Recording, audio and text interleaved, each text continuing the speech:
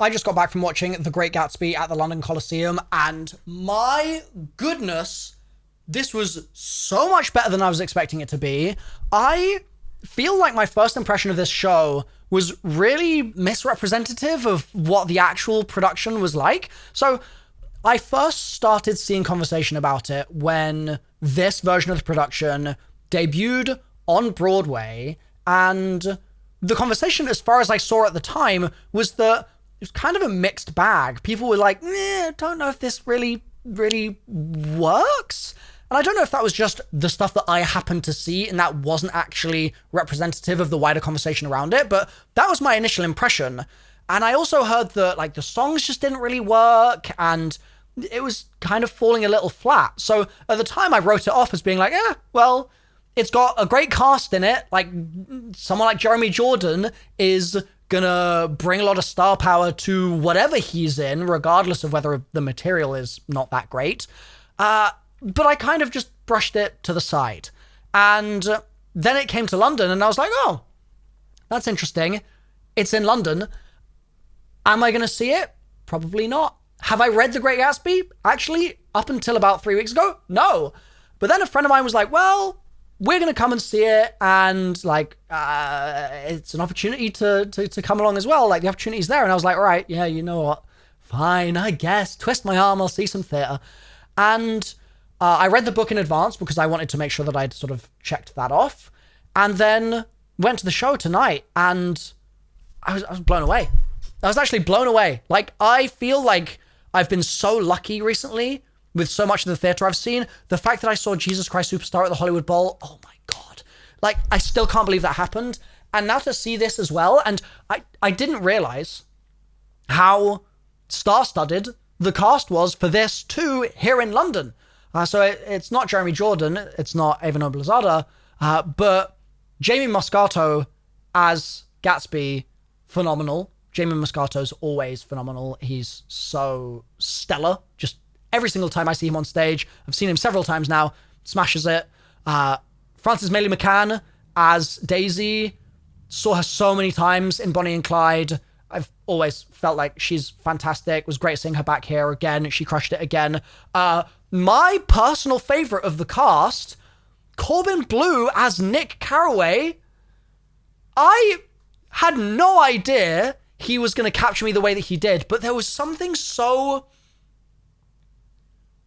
endearing, but also just there was so much emotion in his performance in a way that I was really not ready for. You read the Great Gatsby book, and at least in my opinion, I never really found myself loving Carraway as a character. I didn't feel particularly enchanted by him, but Corbin Bleu just changed everything for me. It was such a good performance. I cannot rate it highly enough. And then, I mean, Jordan Baker, Amber Davies, George Wilson, Joel Montague, Maya Wolfsheim, John Owen Jones, Tom Buchanan, John Robbins, Myrtle Wilson, Rachel Tucker. I mean, Rachel Tucker killed it. They all did. They all did such a good job. Tom, played by John Robbins, is such a scary character. He's such a brute, right? And the way that John Robbins executed that was so spectacular. I mean, the cast did an incredible job. And so just to start with, it was an honor to be there. It was a joy to be there just from cast alone. There were some other things that I really want to call out as being choices that I really loved. One of them was the staging in the opening moment of the show of Gatsby reaching out, and then a panel comes across the stage, and Gatsby, through a very simple illusion, appears to transform into Corbin Bleu, into Nick Carraway. And it's just a really, really smart opening moment in the show to make you go, oh, that's interesting. What's going on there? What is this mirage of Gatsby that we're looking at as he reaches across the bay? And they then did a similar thing towards the end of the show as well, and I just really liked that choice. It was a very small choice, but it felt very powerful. I also really enjoyed the changes that they made to the script that mean that the play or the musical deviates from the book, as in the actual original text. The Great Gatsby, as originally written, has a lot more weighting before you realize the extent of what's going on with Gatsby and Daisy. Like, it builds and builds and builds, but there is a lot of text. There are a lot of pages that it takes to get there, relative at least to the size of the book. It's still a short book. In this, you are launched into the knowledge of the extent of Gatsby and Daisy's relationship by song 3, I think. It's very, very quick. And at first I was like, "Ooh, don't know if I'm gonna like this." But then continuously from that point on, all of the changes that they made felt really appropriate to me, actually. I think that there's absolutely a world where you present it as originally written, but I almost wonder if that would work better in play form. Whereas for this, just in terms of the structure of a musical, I felt like it worked exceedingly well. And that's coming from someone that doesn't often like it when things adapt texts in those sorts of ways. I was very impressed, so I wanted to commend them for that. The swimming pool, I thought that the way they did that was phenomenal. I really enjoyed that. And I also really enjoyed the lighting through the whole show. The lighting was just spot on. And I also want to call out set design, fantastic, but specifically the way that they used the screen in the back of the theater to extend the set. I feel like oftentimes those projections and those screens are just kind of a bit dull, or they feel a bit corny. Whereas in this, the way that they, especially when you had Dr. T.J. Eckelberg and you had the gas station, that scene, the first time that arrives and you see the sort of almost like rubble that swings onto the side of the stage as that happens, and you see the gas pump and stuff, it felt like I was looking at something that had infinite depth. Like, it felt like it went back forever, even though part of it was just this screen. And then they do this wonderful perspective shift where they end up getting in the car and you see them traveling into the city, and the gas station fades into the background. It was done in a really strong way. And so the team that worked on that in creating the lighting required to blend those things seamlessly together, and the way that then changed over the course of the musical as well, it was phenomenal. It was really very well executed. I also have to give some comments for costume. The costume design throughout was so good.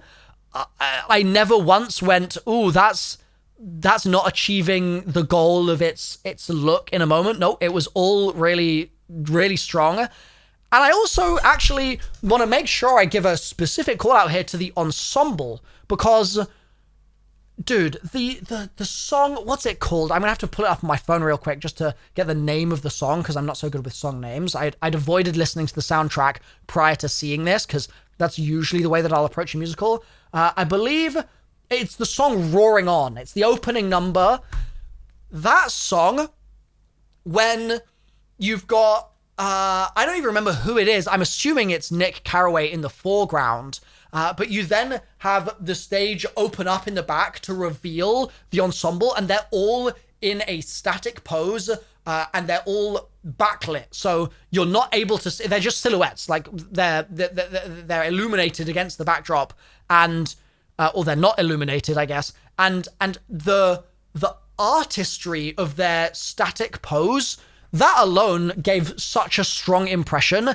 And then the way they, and this is a comment for choreography as well, such strong choreography, but the way they move across the stage as this sort of swirling mass and mob, and it's maybe, I don't know, let's say 12 people, for instance. Maybe it's more, maybe it's less, not sure. But you've got this bunch of people, and they move from the back of the stage, and then they kind of would ensconce Nick Carraway, and then they would writhe over to another part of the stage, then they would expand, then they would contract again. But it always felt like this hot potato, this hot ball of energy was the life of the party.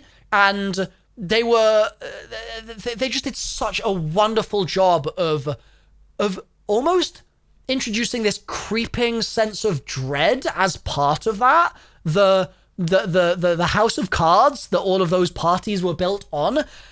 I thought the way that was choreographed and the way that it was executed by all of those wonderful actors was really enjoyable. Very, very enjoyable to watch. I was grinning just seeing that happen.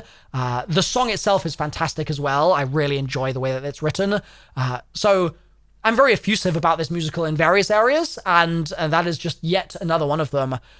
I think that the final comment I'll make here on this sort of thing is actually my one, I wouldn't say gripe with the musical, because honestly it was just so good. But one thing that I felt like could have been a little sharper maybe is there is a song, I believe it was towards the end of Act 1, when Gatsby is showing Daisy, sort of pointing out their house across the bay, and they have kind of a duet together. I saw Bonnie and Clyde many times, and I saw Frances Mailey McCann opposite actually various people in Bonnie and Clyde, and her ability to lock in and harmonize with someone is so gorgeous. It's so wonderful. And during the duet here, also with Jamie Moscato, it was wonderful to listen to once again.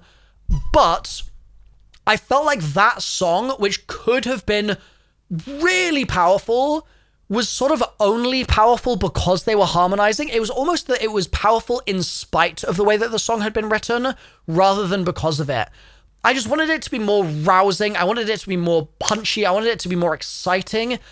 And it felt a little bit uninteresting, especially in the verse, compared to a lot of the other songs in the show. I mean, the Myrtle sort of final number from Rachel Tucker is an example of this, where it's so powerful. And I mean, also you get the same thing with Frances when she's singing at the very end of the show.